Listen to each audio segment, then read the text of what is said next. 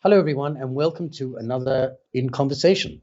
Now, if you're anything like me, you will, at some point in your life, have found yourself at a party, probably in the kitchen, standing next to someone you've never met before, and being the polite sort of person that you are, you'll strike up a conversation. And at some point, probably quite early on, you'll ask them what they do for a living. And as we all know, some people's jobs are just more interesting to talk about than others. And some people's jobs are simply fascinating, which is the case with my guest today, a man who literally holds the world in his hands because he is a globe maker. And to tell us what that involves here in our virtual kitchen, it's my pleasure to introduce to you the globe maker extraordinaire, Chris Adams. So Chris, welcome to the program. Now that's a pretty unusual job you have. So how do people you've never met before normally react when you tell them you're a globe maker? Hi there, Alastair. Yes, it is an extremely unusual profession. People usually act with a mixture of disbelief and just general befuddlement. They don't know what it involves, what it entails, even what it means.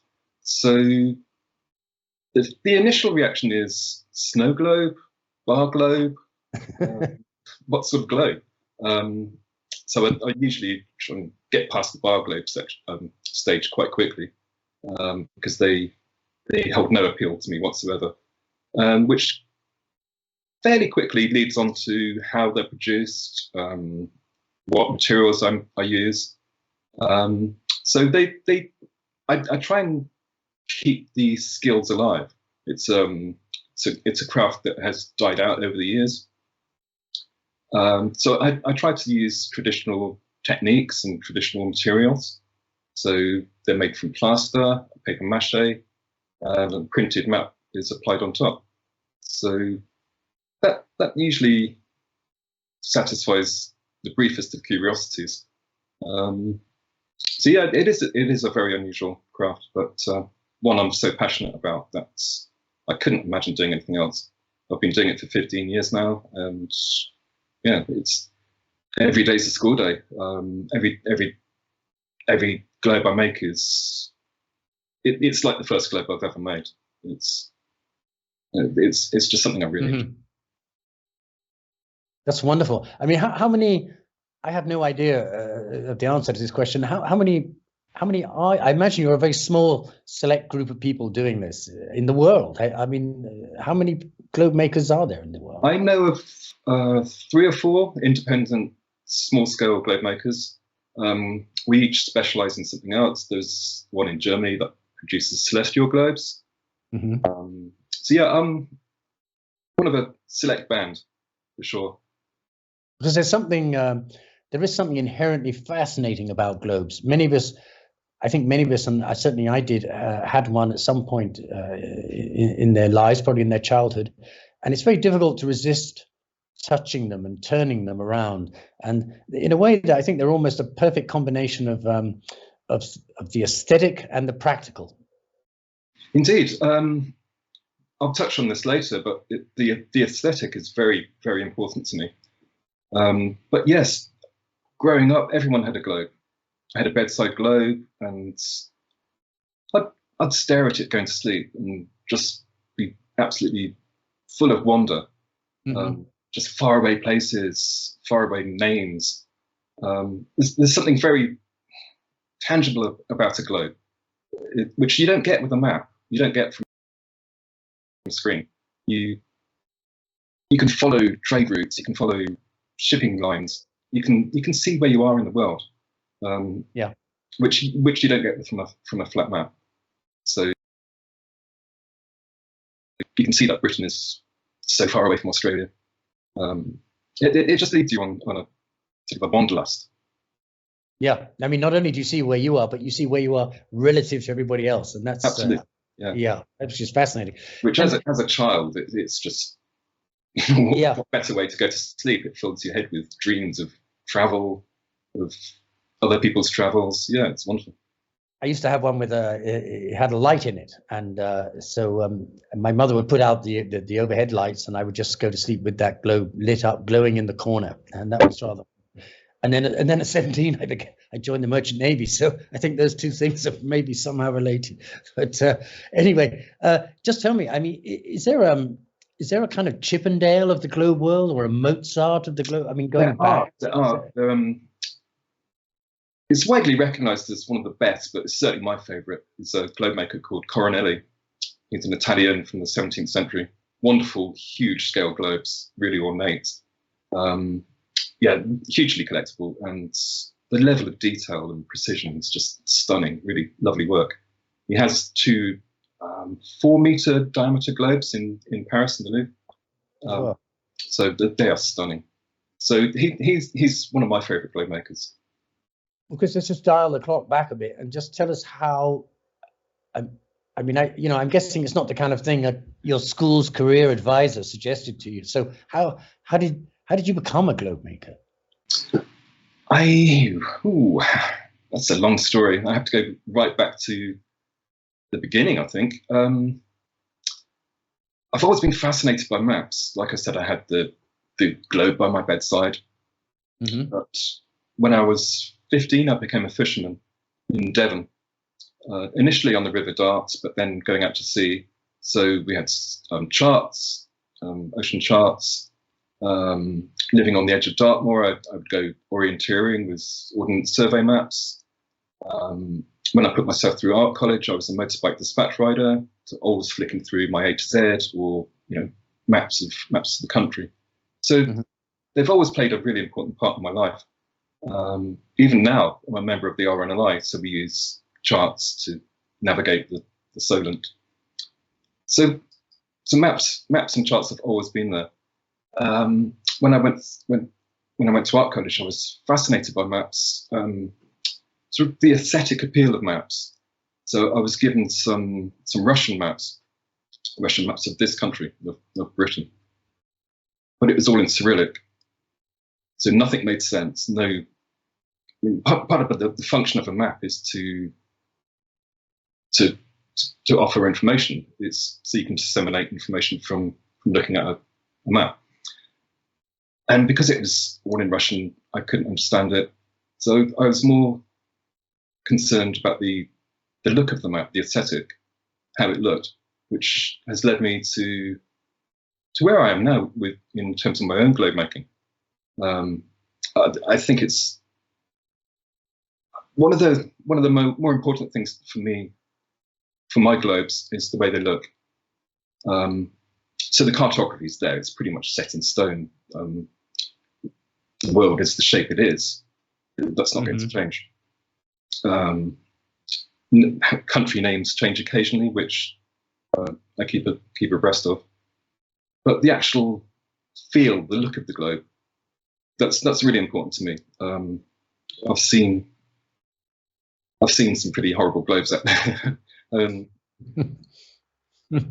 not trying to rubbish the opposition. So I've seen some globes that don't match my own ideal of how a globe can look and how it should look.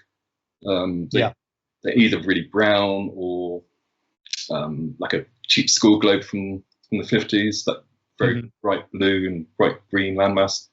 So I like to bring a new aesthetic to how a globe can look.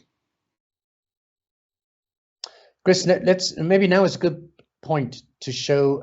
It's a short video. It's a rather lovely video showing you at work, Chris, making globes in your studio down on the beautiful Isle of Wight on England's south coast. Should we take a look at that now?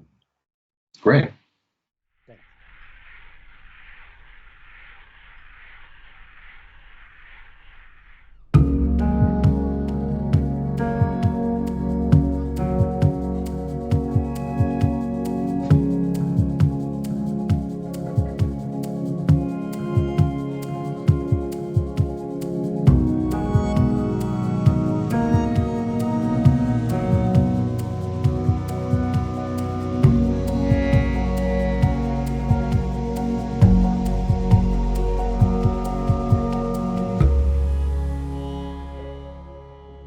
Living in Cowes, it's the centre of a sailing community, so there is that feeling of transients of people passing and moving around the globe. We moved down to the island because of the opportunity arose to start my own business some 6 years ago now. When I was at art college, I used to find maps fascinating. They would be informative, obviously, but they would be more than that. I was introduced to another globemaker and given the opportunity to learn the skills, which I seized with both hands because obviously my joy of maps and map making, it seemed a natural progression. It afforded me the opportunity to express my art through globemaking, and I've been enthralled by it ever since.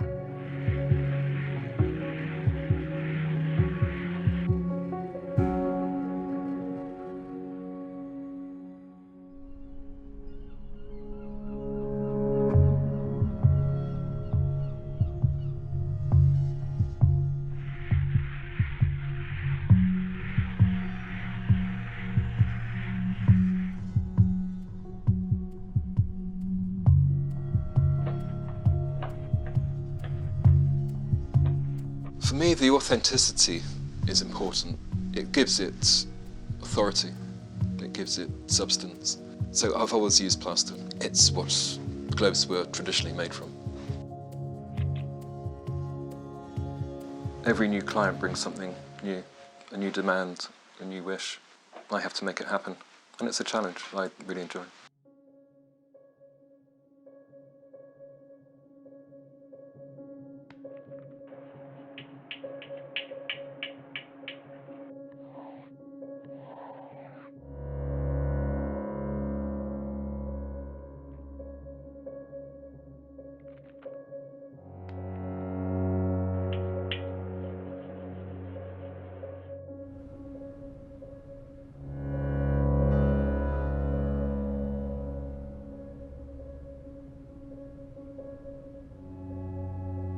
I can find myself working in my studio.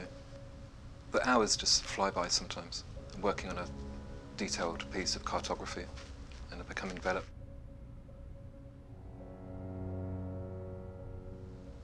Borders and place names are constantly changing. We update them accordingly. It's a nice way of judging time. Globes today may lack the scientific relevance they once had. But there is still a role for globes today. They're a nice, tangible representation of the Earth. It's a nice feeling looking at old globes and being able to date them by what's on there, knowing that my globes in hundreds of years' time will probably be similarly judged.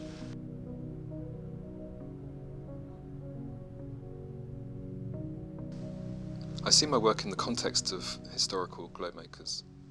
I'm the latest in a long line of globe makers. I love the fact that I am making things for posterity. The things I make will be cherished and in somebody's home for generations to come. It's a lovely thing.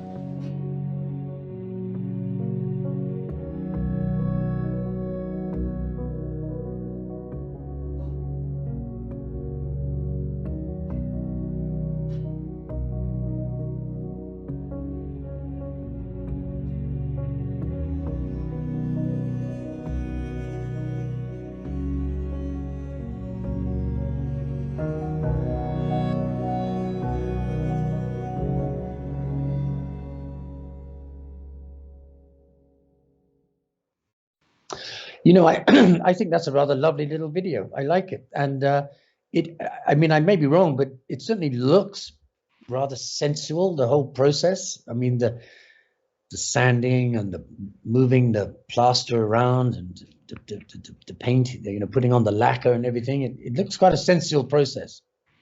Yes, it certainly is. It's something I can lose myself in. There are so many different aspects to it, from sitting at my Mac for hours on end to the finished process, to the finished article. There are lots of different processes involved, as you could see through that short film.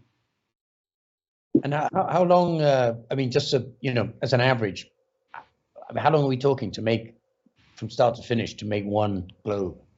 You know, people often ask me that, and I have no answer. Because there are so many different processes, drying times, it's impossible to make a globe in one go. Yeah. And obviously it depends on the size. The smallest I do is 2-inch diameter, and the biggest I do is 42-inch diameter. So there's a tremendous difference in sizes and complexity. So the goring is fairly immediate. I've made so many now, I can put them on relatively easy. Chris, you better just explain what the goring is. I mean, the gores. Yeah, the gores are the map sections.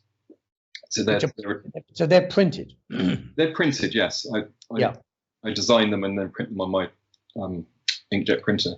Right. Which is a lot easier than it was back in the day when they used copper plate. So updating a globe then would have been a tremendous amount of work, but now I can do it relatively quickly. Mm-hmm. So I do update them whenever the need arises. I get notifications from the CIA World Factbook. So the latest name change was Turkey, changing its spelling. There are a lot of places that are going back to their native names, especially in Canada. Quite a few name changes there. So whenever there's a name change, it's incorporated into my globes.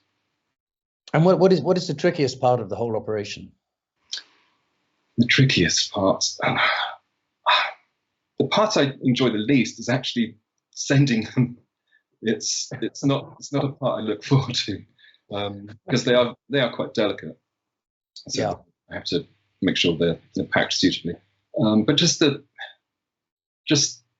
passing with it, I think it sounds a bit absurd, but actually seeing it go it's a wrench. I know, they're your babies. Yeah, it sounds a bit precious perhaps, but no. I can understand that. Yeah, absolutely.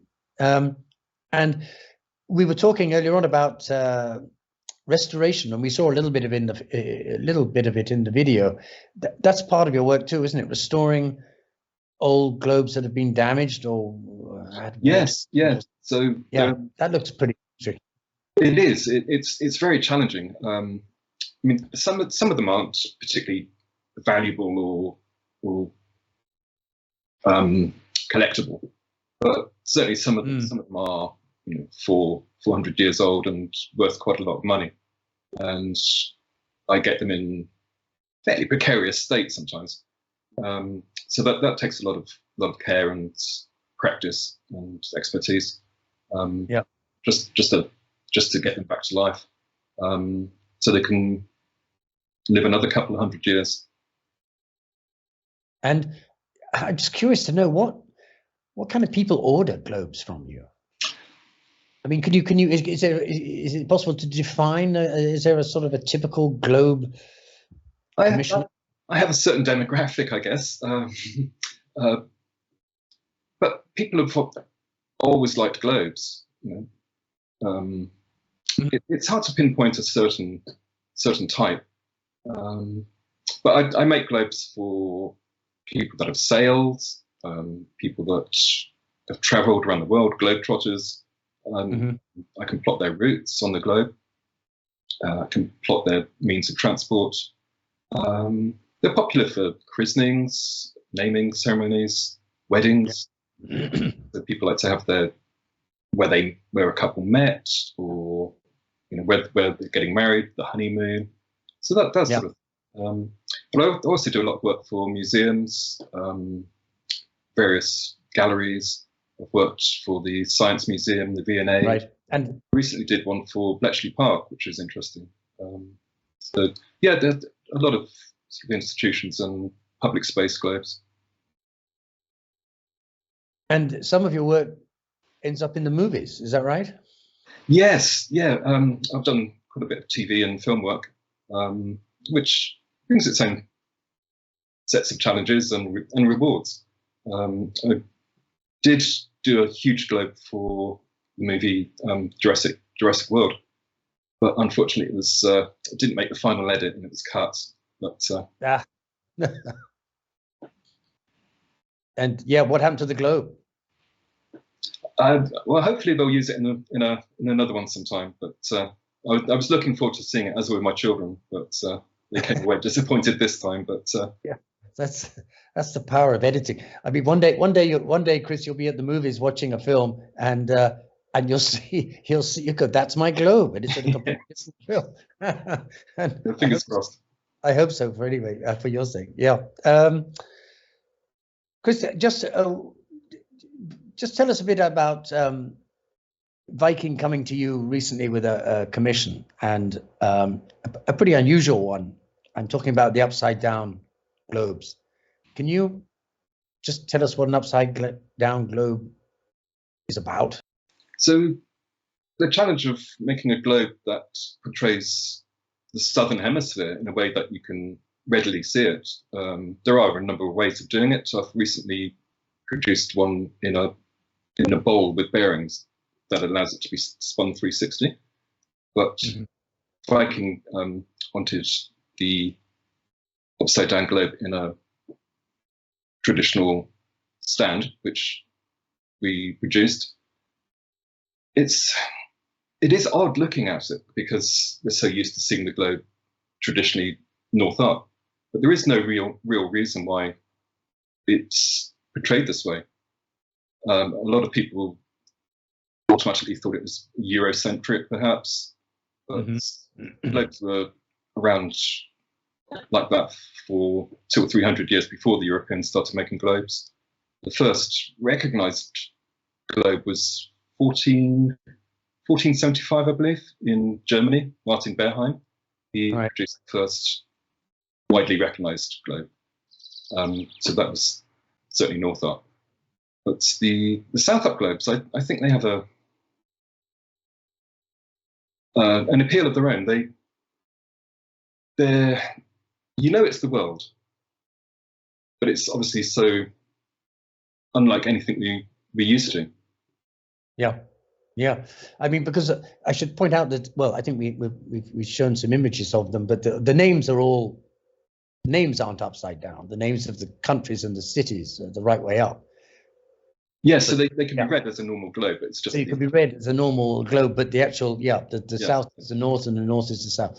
Yeah, that's wonderful. I think they're great. I look forward to seeing them on. Do you know what ships they're going on? Are they going on the explorer ships on Viking or 2 new ships being launched? Yes.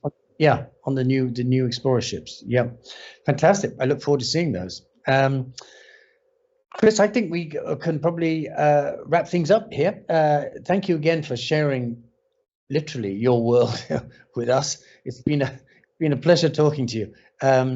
And I should say that we'll put your website so people, if they're interested, can go and take a look. And I'm sure some people will be interested in maybe treating themselves to a globe. I think they made great gifts, really. And I love the idea that they can be personalized with places or voyages that an individual's taken. So thank you again, Chris. And thank you to all of you for watching. I hope you found that interesting. And I look forward to seeing you whenever that is next time. All the best. Bye.